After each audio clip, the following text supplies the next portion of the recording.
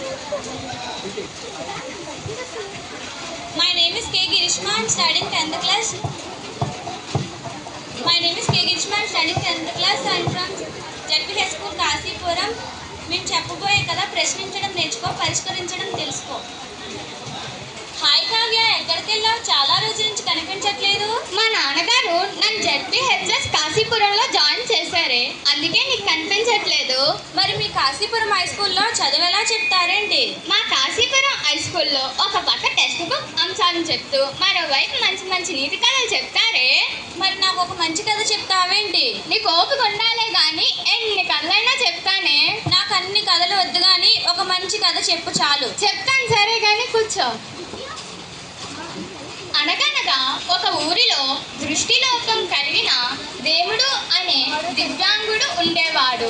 అతను నిత్యం తన పనులను తానే స్వయంగా చేసుకునేవాడు.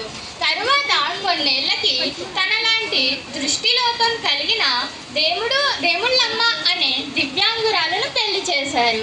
అప్పటి నుండి దేవుళ్ళమ్మ ఇంటి పనుల్లోనూ వంట పనుల్లోనూ భర్త చెప్పిన సూక్ష్మాల మేరకే చేసేది. దేవుళ్ళమ్మ ఒకరోజు తన భర్తకు వండి వార్చిన అన్నాన్ని పిల్లి తిని పాడువేసింది. అలా రోజు దేవుళ్ళమ్మ వండడం, పిల్లి తిని పాడువేయటం జరుగుతుంది.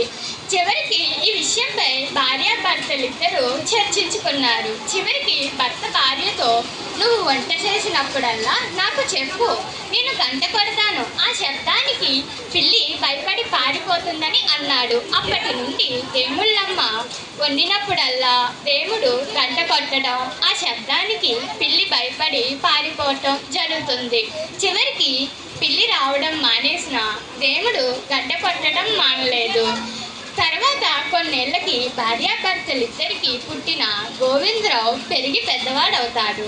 ఓహో, ఈ కథ అయితే మా అమ్మ చిన్నప్పుడు చల్లని పండు వెన్నెల్లో మేడ మీద మంచం వేసి పడుకోబెట్టినప్పుడు చెప్పింది. తర్వాత కథ నేను చెప్తాను, వింటావా? అలాగే చెప్పు, మరి వింటాను. గోవిందరావుకి అన్ని విధాల యోగ్యురాలైన మంగమ్మ అనే ఆవిడతో వివాహం జరుగుతుంది. మంగమ్మ ఒకరోజు వంట వండుతుండగా గోవిందరావు గంట కొడుతూ ఉంటాడు. మంగమ్మ ఎందుకు అలా గంట కొడుతున్నారు అని అడుగుతుంది. గోవిందరావు ఇది మా ఇంటి ఆచారం అని అంటాడు. వాళ్ళిద్దరూ గొడవ పడుతూ ఉంటారు. వాళ్ళిద్దరు గొడవ మధ్యలో దృష్టిలోపం కలిగిన తల్లిదండ్రులిద్దరూ జోక్యం చేసుకొని, ఇది మీ అమ్మ వంటి వాచిన అన్నాన్ని పిల్లి పాడు చేసేది, అందుకే నేను గంట కొట్టేవాడిని. అలా పిల్లిని భయపెంచడం కోసం గంట కొట్టడం జరిగిందని చెప్పాడు. అవసరం కోసం గంట కొట్టడం జరిగిందని, ఆచారం కోసం గంట కొట్టలేదని చెప్పాడు. ఇది మన ఇంటి ఆచారం కాదు, అసలే మూఢాచారం కానే కాదని చెప్తాడు.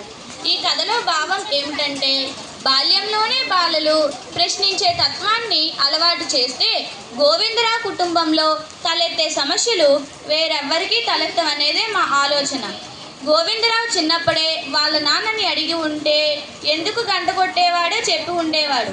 అలా అడగకపోవడం వల్ల ఆచారానికి మధ్య అవసరానికి తేడా తెలియలేదు. పిల్లల్లో వచ్చిన అనుమానాలను ఎప్పటికప్పుడు నివృత్తి చేస్తే ఆచారాలు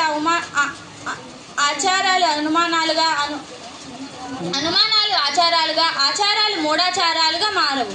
ఇవన్నీ విని మీరు పాటిస్తారని నమ్ముతూ ఇంతటితో ముగిస్తున్నా. ఇంతటి చక్కటి అవకాశం ఇచ్చిన అందరికీ ధన్యవాదాలు తెలుపుతూ ముగిస్తున్నాం.